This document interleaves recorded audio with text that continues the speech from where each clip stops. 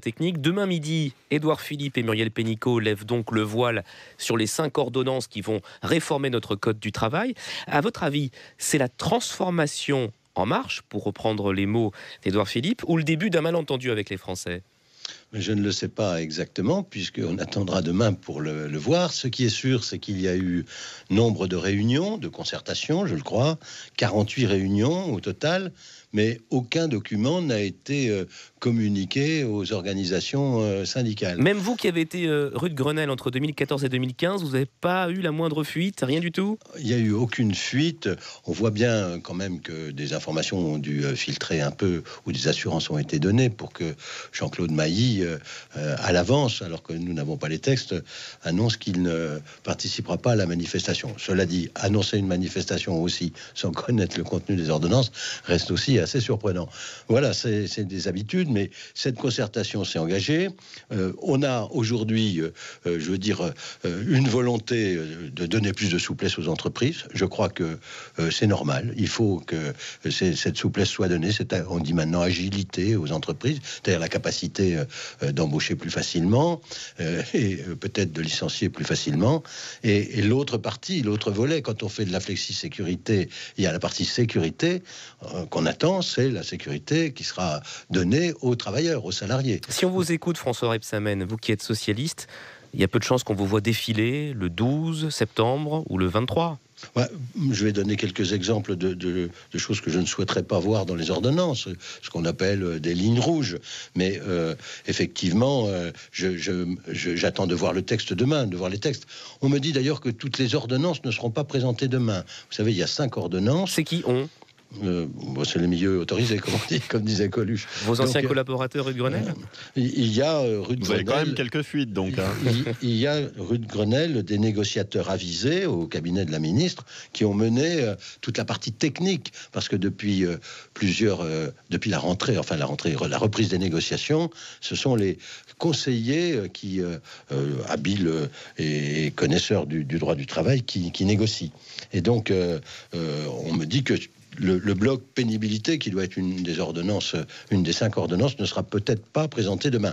Mais je n'ai pas d'informations autres pour le moment. En tout cas, à J-1, il y a beaucoup d'attentes, François Rebsamen. Oui. Il y a d'un côté les insoumis en lutte contre le coup d'État social, et de l'autre un patronat, Pierre Gattaz en tête, plein d'espoir. On attend les ordonnances. Il faut impérativement qu'on aille jusqu'au bout pour simplifier, pour déverrouiller, et qu'il n'y ait pas 1000 contreparties aux règles édictées.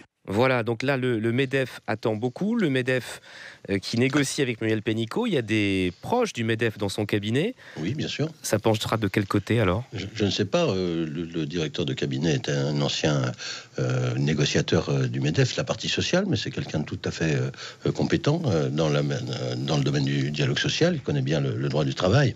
Il y a des lignes rouges, vous voyez. Alors allons-y sur les lignes rouges. Quand on entend M. Gattaz, j'ai tellement entendu nous dire qu'il allait créer 1 million d'emplois. Il avait un énorme badge. Si on redonnait des marges aux entreprises, le quinquennat de François Hollande a permis de redonner des marges aux entreprises avec le CICE, dont je voyais que certains patrons se félicitent d'ailleurs de cette disposition qui permet aux entreprises d'embaucher aujourd'hui. Parce que, comme le dit, contrairement à ce que dit Monsieur Philippe, le Premier ministre, c'est pas le texte, ou Monsieur le maire, c'est pas les textes qui va faire l'embauche. C'est le développement économique, c'est la capacité d'innovation, etc., etc. Vos lignes rouges, François Rebsamen. Mes lignes rouges. Alors, premièrement, je pense qu'il faut que le texte soit équilibré. Je le redis, la souplesse, mais en contrepartie, oui, ils n'aiment pas ce mot-là au MEDEF, en contrepartie, renforcement des droits des salariés. Concrètement, moi je vais prendre un point qui me tient à cœur, qu'on avait fait retirer du texte El Khomri, c'est celui qui concerne le périmètre d'appréciation des difficultés d'une entreprise en cas de plan social. Si je parle clair, parce que c'est difficile à expliquer, prenons une entreprise comme Amazon. C'est une entreprise internationale. Elle a un établissement à Chalon-sur-Saône, à côté de Dijon. Mmh. Si demain, elle décide de mettre cet établissement en difficulté financière, eh bien, on n'appellera pas tout le reste de l'entreprise pour dire « vous pouvez sauver cette entreprise ».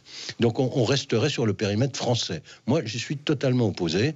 Je n'avais pas voulu le mettre dans mes textes. Je pense que c'est une mauvaise mesure pour les salariés. J'ai négocié des plans sociaux avec des salariés. en appelant des patrons qui étaient des patrons internationaux. Mais donc le problème, c'est que c'est un paquet que vous allez avoir, les ordonnances. Vous ne pourrez pas choisir dedans, c'est pas à la carte. Oui, mais il y a des blocs différents. Par exemple, le premier bloc, c'est celui de l'articulation entre la loi, la branche et l'entreprise.